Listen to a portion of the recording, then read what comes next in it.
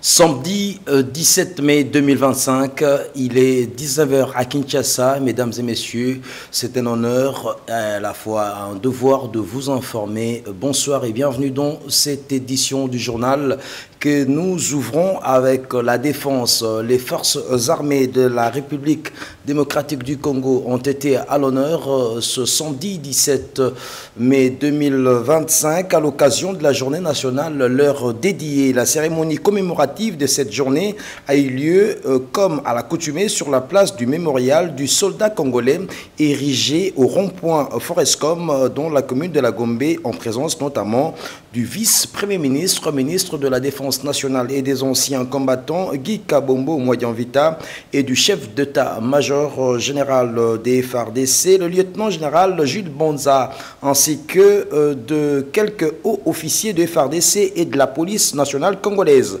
Dans un climat empreint de solennité, un culte œcuménique a été organisé pour rendre hommage aux soldats congolais tombés sur les champs d'honneur et ceux servant encore sous le drapeau au prix du sacrifice ultime. Les aumôniers militaires représentant différentes confessions religieuses ont, par une prédication, salué la bravoure des FARDC qui ont donné de leur vie pour la défense de la mère patrie.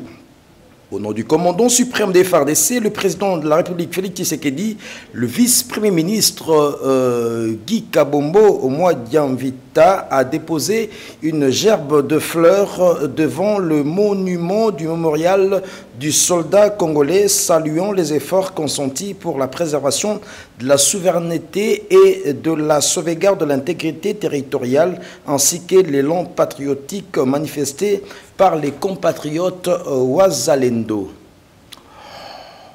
Au registre de la diplomatie, il faut dire que la feuille de route du mandat de la RDC comme membre non permanent au Conseil de sécurité des Nations Unies pour la période 2026 et 2027 a été présentée le jeudi 15 mai 2025 au siège des Nations Unies à New York lors d'une cérémonie solennelle. À sa prise de parole, l'ambassadeur itinérant du président de la République, Antoine Gonda, a fait savoir à l'assistance le sens profond du nom de son pays, Congo, au regard de l'ambition qu'il nourrit des briguer ce siège.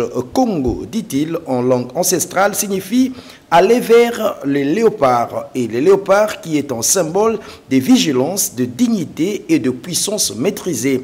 Il a révélé au cours de cette présentation les piliers sur lesquels la RDC repose son mandat et lesquels sont basés sur les valeurs que charrie la dénomination même du pays, à savoir excellence. Pour l'ambassadeur Antoine Gonda, cet engagement pour l'excellence est basé notamment sur la conscience qu'a la RDC de sa responsabilité régionale et mondiale, non seulement de par sa position stratégique au cœur du continent africain, mais aussi par sa longue expérience de prévention, de gestion et de résolution de conflits et par l'impressionnante biodiversité et les ressources minières critiques qui regorgent son territoire. Plus ou moins dans le même chapitre, au cours d'une conférence de presse tenue le vendredi 16 mai 2025 à Kinshasa, dans son siège de la Conférence épiscopale nationale du Congo, SENCO en acronyme, son secrétaire général, Monseigneur Donatien Chollet, a appelé de ses voeux la mise en œuvre du pacte social et du vivre ensemble en RDC. Et sur ces entrées faites, l'abbé Donatien Chollet a salué les avancées diplomatiques du premier diplomate de la République démocratique du Congo, Félix Tshisekedi. Je vous invite à le découvrir dans cet extrait choisi pour vous par Pascal Lokolo. Notre sollicitude pastorale, nous invitons les uns et les autres à adhérer à ces processus pour sauver notre chère nation. Constat. Nous apprécions à leur juste valeur les efforts diplomatiques déployés par son Excellence, Monsieur le Président de la République, chef de l'État, ainsi que les moyens consentis par le gouvernement pour l'unité et la stabilité de notre pays. Nous reconnaissons le bien fondé et la valeur des différents pourparlers internationaux menés dans l'objectif de ramener la paix en RDC et dans la région des Grands Lacs. Cependant, nous sommes préoccupés du fait que cette crise ne fait que s'accentuer à la grande désolation du peuple congolais. Toujours au cours de la même conférence, Monseigneur Donatien Cholet a plutôt durci le ton en ce qui concerne la manière dont la justice est administrée, continue d'être administrée au pays de Lumumba, fustigeant ainsi son instrumentalisation. Suivez-les dans cet extrait choisi pour vous également par Pascal Lokolo. Au plan de justice et de droits humains, malgré les interpellations du chef de l'État relatives au fonctionnement du système judiciaire et la tenue des États généraux de la justice, celle-ci continue à être manipulée par les plus forts. En plus, les scandales étalés au grand jour dans le traitement des contentieux électoraux sont malheureusement restés impunis jusqu'à présent. À cela, nous pouvons ajouter des cas de spoliation des terrains dont l'Église catholique est aussi victime, qui sont devenus davantage une pratique courante. Au plan socio-économique et humanitaire, les moyens consentis par le gouvernement pour répondre à l'effort de guerre impactent négativement l'économie du pays et affectent la vie des Congolais, surtout ceux de l'Est du pays. La fermeture des banques et des aéroports dans les territoires sous contrôle de AFC M23 impose à plusieurs familles les conditions de vie difficiles et précaires. Nombreux de ceux qui vivaient dans les camps de déplacés à Goma, aux alentours, contraints de retourner dans leur milieu d'origine, ont du mal à se réinsérer. Nous exprimons notre compassion et notre proximité spirituelle à toutes les victimes de ces situations dramatiques. Romains 12, 15. Quittons Kinshasa pour la province du Lualaba pour parler business dans ce journal. Le forum économique de Katanga Business Meeting lancé par la première ministre Judith Suminwa Tuluka lors de son passage dans la ville de Kolwezi a pris fin après 2 jours d'échanges fructueux le vendredi 16 mai 2025. Je vous prie de le suivre dans ce reportage de notre correspondant sur place, Isaac Kienda. De ce grand salon d'affaires de Katanga Business Meeting était consacré aux travaux en panel.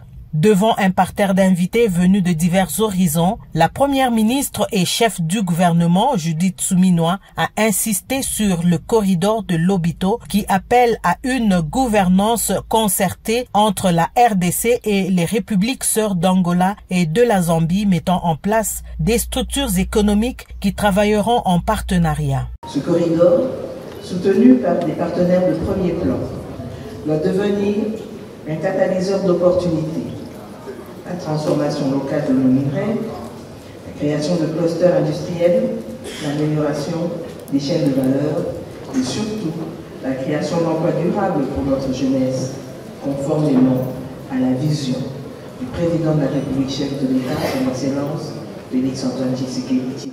Fifi Masuka Saini, gouverneur du Lualaba, était parmi les panélistes de cet événement majeur qui offre les opportunités d'affaires. Elle a souligné dans son intervention que le corridor de Lobito ne pourra pas exister sans les minerais de la RDC, d'où il faudra penser au partage équitable dans les améliorations des infrastructures comme ça se passe en Angola. Traficoura travaille ici, au Lualaba.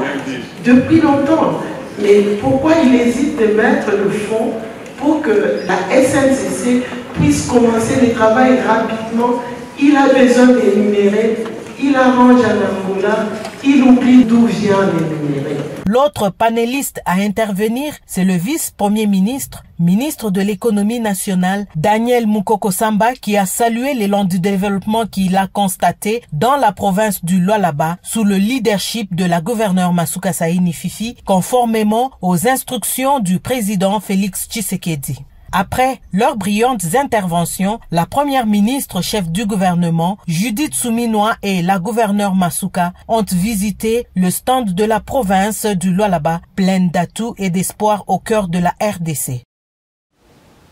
Dans la province du Nord Kivu, le député national Patrick Munyumu a clôturé ce samedi 17 mai 2025 son séjour humanitaire de près de 3 jours dans cette partie de la République démocratique du Congo. Il a commencé par distribuer des vivres et non-vivres aux déplacés de guerre se trouvant dans la ville de Beni le vendredi 16 et a terminé donc ce samedi la distribution de vivres et non-vivres aux déplacés se trouvant dans la ville de Butembo. Je vous prie de le suivre dans ce reportage.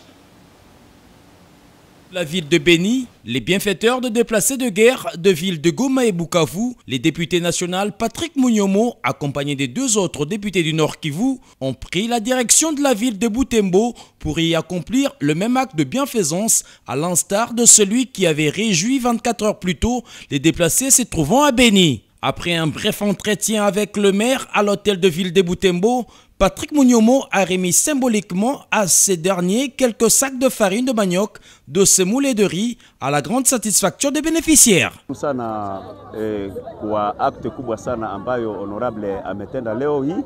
Nous remercions sincèrement l'honorable pour cet acte combien grandiose qu'il a posé ici chez nous à Butembo. Les autres députés restent seulement à Kinshasa, tandis que lui, il vient nous secourir.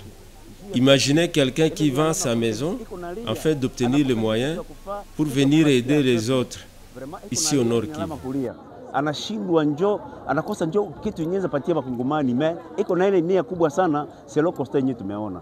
Pour sa part, l'élu de Goma a résumé en ces termes la raison de sa présence dans cette ville. Nous sommes venus ici à Butembo pour compatir avec nos frères qui ont fui la guerre au niveau de Rutshuru, Masisi, Nyiragongo et Goma. On voulait compatir avec nos frères et sœurs parce que ce sont nos compatriotes qui ont refusé, n'est-ce pas, cette guerre nous imposée par les Rwandais. Donc ils sont ici et nous, comme les représentants au niveau de Kinshasa, nous nous sommes dit nous pouvons venir compatir avec et leur apporter un message d'espoir pour dire qu'à Kinshasa, on ne dort pas. En croire Patrick Munyumu, il compte bien poursuivre ce périple de bienfaisance en dehors des frontières congolaises. Déplacés, comme je parlais de Goma, Rutshuru, Masisi, Nyiragongo, se retrouvent partout. Je pense que prochainement, ça sera Kampala, Nairobi et Bujumbura. Il faut noter qu'à Butembo, Patrick Munyumu a apporté 1000 sacs de riz, 1000 sacs de semoule, 1000 sacs de farine de manioc et plus de 20 vaches pour les veuves et orphelins de militaires et toutes les victimes de la guerre d'agression rwandaise. Retournons à Kinshasa, où les nouvelles ne sont pas du tout bonnes du côté de la desserte en électricité. Certains ne le savent sûrement pas. Ça fait près d'1 mois, soit près de 30 jours, que les habitants de la commune des Bumbu sont dans le noir faute du courant électrique. La situation devient de plus en plus intenable, qu'ils lancent un cri de détresse aux autorités compétentes pour le rétablissement, d'autant plus qu'il continue à recevoir, mieux à payer les factures de la Société nationale d'électricité. Suivez. Ayant pour mission de fournir l'électricité à la population, la Société nationale d'électricité, SNEL, n'arrive pas encore à gagner la sympathie de sa clientèle car son travail est moins apprécié par plusieurs Congolais. En effet, si dans certaines communes de Kinshasa, la population est régulièrement desservie en électricité, cela n'est pas le cas dans d'autres. Pour preuve, à Bumbu, les habitants ne se souviennent pas de la date de leur dernière utilisation des services SNEL. Vous pouvez vous imaginer, imaginez-vous le courant se rétablir maintenant et part dans 10 minutes. Nous ne connaissons pas comment utiliser les réchauds pour la cuisine. Nous n'utilisons pas les climatiseurs comme d'autres. Mais 3 télévisions sont abîmées suite au mauvais état du courant que l'on nous sert. Awa biso tozala na courant lisusu te. Donc comme un problème facture réseau ya cher. Ici, nous n'avons plus du courant.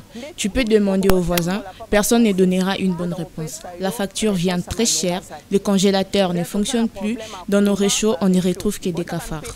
Le congélateur est salaté, surtout donc le téléphone na charge et on surtout dépenser bambou. Cette dame est habituée à utiliser les réchauds pour faire la cuisine, mais depuis plus d'un mois, elle est contrainte d'utiliser la braise. Il n'y a pas du courant ici. Nous préparons même pas avec. Je ne sais pas si les dirigeants voient ce que nous subissons. Nous payons la facture chaque mois. Pourtant, le courant ne se rétablit que quelques minutes.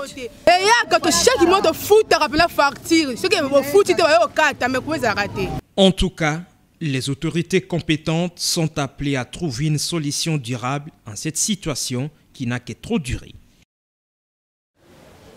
Les marchés pirates dans la ville de Kinshasa naissent au jour le jour. Pratiquement, les habitants de l'avenue Maringa, nous sommes dans la commune de Kasavubu, se plaignent des odeurs nauséabondes qui se dégagent d'un tas d'immondices qui se sont de plus en plus accumulés à proximité d'un marché vraisemblablement pirate, et on appelle à l'intervention des autorités provinciales. Suivez. Tout humain qui passe aujourd'hui sur la rue Maringa, quittant la direction appelée Éthiopie pour Kasavubu vice-versa, s'en trouve être contraint à boucher son nez. L'odeur y est insupportable. Hommes et femmes dénoncent la même réalité. Cette rue constitue en effet le périmètre d'un marché et la marchandise y est installée à même les sols, bafouant toute règle de l'hygiène.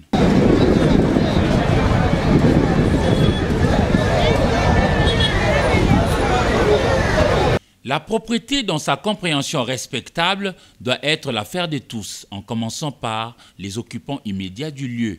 Mais ces vendeurs, lui, indexent les autorités municipales Kalamu et Kasavubu au motif qu'ils payent la taxe pour ça. Tozo futa mbongo ya salité oyo chaque jour 500. Tala na no ebele ya bato ndenge baza awa 500 aveni mobimbo ti le pori. Nous payons pour évacuer cette saleté. Observez bien, toute cette masse populaire paye pour que les lieux soient assainis jusqu'à Éthiopie. Et les bourgmestres prennent l'argent sans l'utiliser pour la propriété. La saleté vient des deux côtés.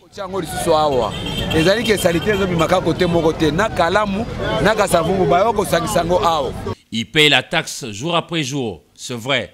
Mais cette femme en appelle à la réactivation de la sanction pour décourager pareil comportement. La mauvaise odeur chaque jour quand nous passons, ici c'est une odeur nauséabonde. Donnez-nous la solution, on y jette les restes de poissons, des chiens pourris, ça n'est pas normal. Que celui qui jette la saleté soit inquiété. La propriété devrait mettre tout quinoa de toutes conditions ensemble pour chasser la saleté et donc éloigner les maladies. Pour lui, gouverner, c'est prévoir. Allusion faite aux jeunes coiffeurs chassés sans alternative crédible. Salon de coiffure c'est vrai, ils ont mis récolte. Mais quelque part, ils entretenaient ces lieux. Si vous avez un pouvoir, parce que vous avez un pouvoir, qu'est-ce que vous avez eu à faire? Bon, vous avez une décision sans réfléchir après cette décision. Qu'allons-nous faire? À Kinshasa, certains hommes d'église ont souvent brandi les noms de démons divers et variés qui tuent, alors qu'à la place, s'ils prêchaient la propreté, la population réussirait à s'éloigner de moustiques et Kinshasa aurait résolu le problème soi-disant de démons du paludisme.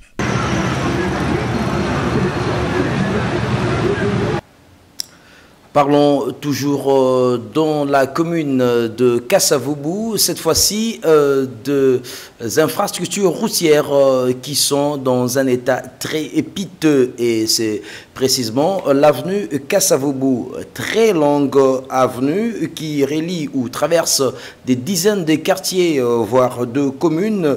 C'est à se demander si les autorités provinciales particulièrement se rendent compte de l'importance de cette route qui est dans un état de plus en plus délabré. Je vous invite à le découvrir dans ce reportage. Nombre des routes de Kinshasa ayant perdu leur plus belle robe d'antan, on compte la route Kasavubu dans son tronçon compris entre les avenues Mpozo et des enseignements. Ici, un trou béant s'est créé, rendant ainsi difficile la circulation aussi bien des conducteurs de motos que ceux des taxis et taxibus. Les usagers s'en prennent donc à l'autorité compétente pour la réhabilitation de cette route. Constatez vous-même l'état de cette route. Nous interpellons tout simplement le gouverneur Daniel Bumba. Monsieur le gouverneur, en tout cas vos actions sont invisibles pendant que nous payons différentes taxes. Je pose la question aussi au ministre des Transports. Où va tout l'argent que nous payons pour vous permettre de réhabiliter ces tronçons? Vous laissez la seule responsabilité au gouvernement central?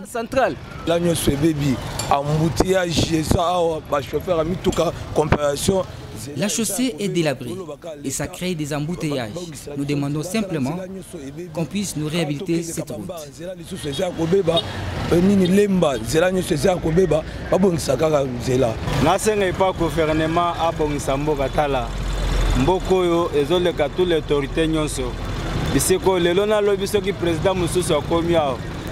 Sur cette route passent différentes autorités du pays. Mais regardez son état. Que le président Félix-Antoine Tshisekedi nous aide avec son implication personnelle.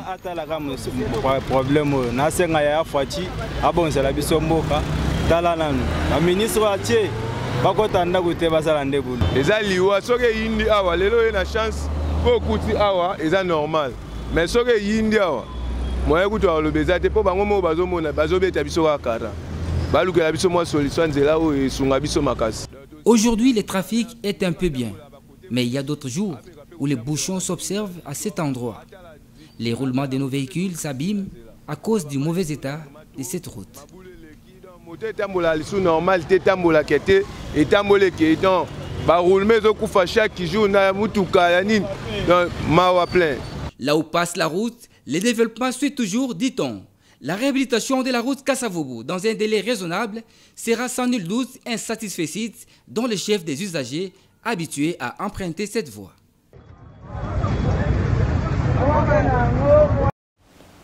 Restons dans ce même chapitre. Il est de ceux qui se posent la question si l'opération Kinshasa, avant l'opération Kinshasa Zero Trou, n'est pas pire qu'après l'opération Kinshasa Zero Trou, parce que sur l'avenue Cabinda, par exemple, une avenue de grande importance qui relie trois communes, nous pouvons citer la commune de Barumbu, la commune de Kinshasa, la commune de Lingwala, où se trouve d'ailleurs le Parlement de la République et la chaîne nationale. Cette route devient de plus en plus impraticable. Pourtant, elle est aux encablures du centre-ville. Suivez.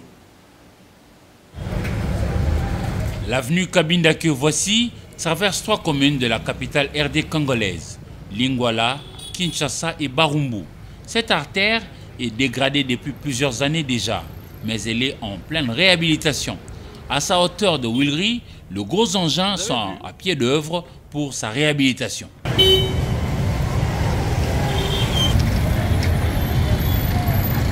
En effet, ingénieurs topographes et autres spécialistes s'activent sur le terrain pour construire les tranchées et espaces devant accueillir la future chaussée qui va favoriser le passage aisé des engins automoteurs, motif de joie de riverains optimistes. La place a été impraticable.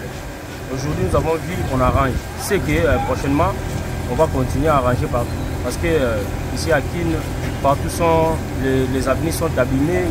il y a plus moyen de passer. On a augmenté aussi les transports parce qu'il y a des moyens, il y a des places impraticables, on ne pouvait pas partir et marcher. Il y avait un moyen de partir. Si on est ici, on part vers Ista, on paye que 1000 francs par moto.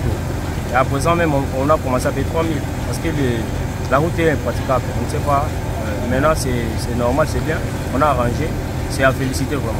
Il faut dire que nombreux sont les Quinois qui préfèrent ne pas parler maintenant, attendant la réhabilitation effective de la route Cabinda pour croire en une volonté réelle de l'autorité établie.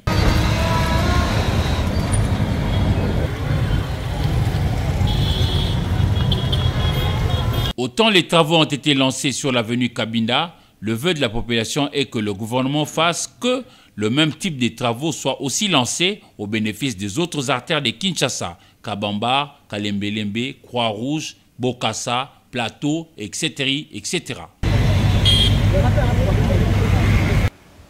Confrontés à plusieurs difficultés dues à la conjoncture économique du pays, plusieurs jeunes se livrent aux travaux manuels pour survivre à Kinshasa, particulièrement nos reporters en ont rencontré quelques-uns qui réparent le téléphone et la télévision, et ils expliquent ici comment ils nouent les deux bouts du mois à travers leur métier. Suivez.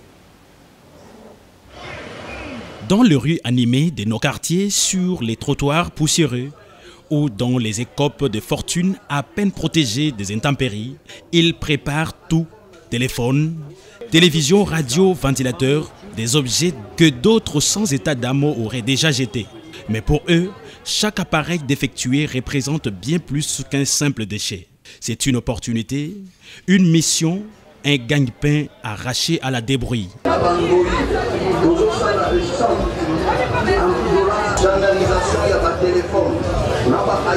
Face à une économie souvent différente, à leur détresse, ces hommes choisissent de ne pas tendre la main sans contrepartie. Ce qu'ils offrent, ce sont leurs mains, justement noircies par la poussière des circuits imprimés, marqués par les heures passées à démonter, ressouder, faire revivre des objets que l'on croyait bons pour la casse. Leur activité n'a rien d'anecdotique.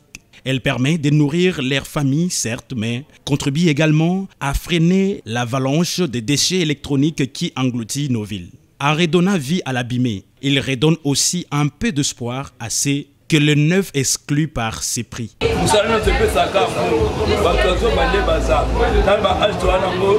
Chaque travail génère de l'argent. À notre âge, nous travaillons pour nourrir et scolariser les enfants. Ceux qui restent à la maison sous le chômage, c'est pitié. Tout ce que tu fais ça bien et associe-moi, je te bénirai.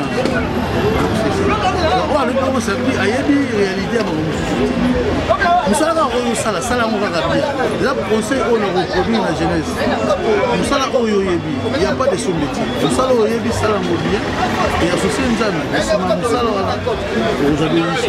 Ces silhouettes courbées sur les établis des fortunes en disent long. Leur savoir-faire, transmis souvent sans école ni diplôme, devient ici une force de résilience. Au chômage, à l'indifférence, à la marginalisation. Ils prouvent à force de patience et dans les rues animées de nos quartiers, sur les trottoirs poussiéreux ou dans les écopes de fortune à peine protégées des intempéries, ils préparent, ce sont leurs mains, justement noircies par la poussière des circuits imprimés, marqués par les heures passées par ses prix.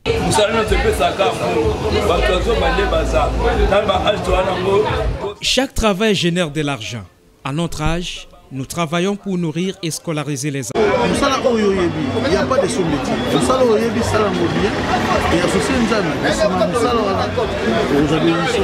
Ces silhouettes courbées sur les établis des fortunes en disent long. Leur savoir-faire, transmis souvent sans école ni diplôme, devient ici une force de résilience. Au chômage, à l'indifférence, à la marginalisation. Ils prouvent à force de patience et d'habileté qu'il reste de la valeur dans ce que l'on croyait perdu. Et que dans le monde à pente des repères, savoir réparer, c'est aussi savoir construire. Un bonus pour vous dans ce journal. C'était initialement prévu d'être organisé le 1er mai, le jour de la fête du travail. Mais pour de raisons évidentes, les journalistes, l'ensemble des journalistes de votre chaîne de référence, Antenne A, se sont rendus ce samedi 17 mai 2025 sur un site pour aller se détendre, pour aller se déstresser. Et vous découvrez là en image ceux qui ont pris part. C'est pratiquement l'ensemble de l'équipe rédactionnelle d'Antenne A Télévision. Je vous invite ici à découvrir en images mouvantes ce qu'a été l'ambiance.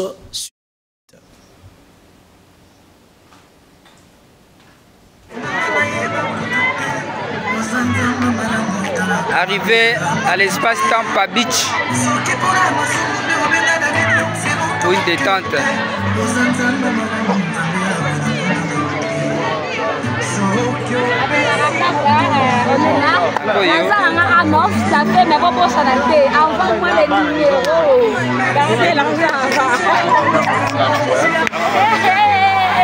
Toujours.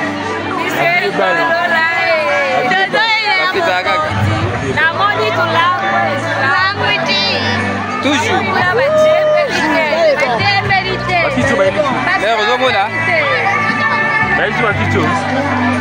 Toujours. Bois le bas.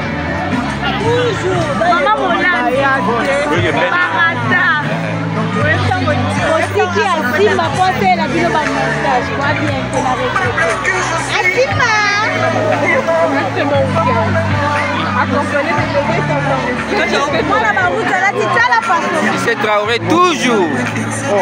Grand prêtre de l'Ifonting à venir au toujours. En direct de Mosdiki. Tampa Beach.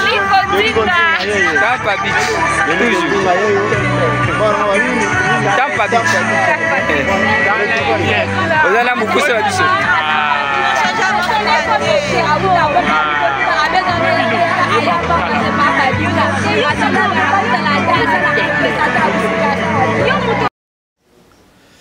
Voilà, c'est ce qu'a été l'ambiance sur ce site. Mesdames et messieurs, ce journal est terminé. Nous vous remercions infiniment de l'avoir suivi. Restez branchés au programme d'Antenne A Télévision. Prenez bien soin de vous. Chaque jour est une vie. Bonsoir chez vous.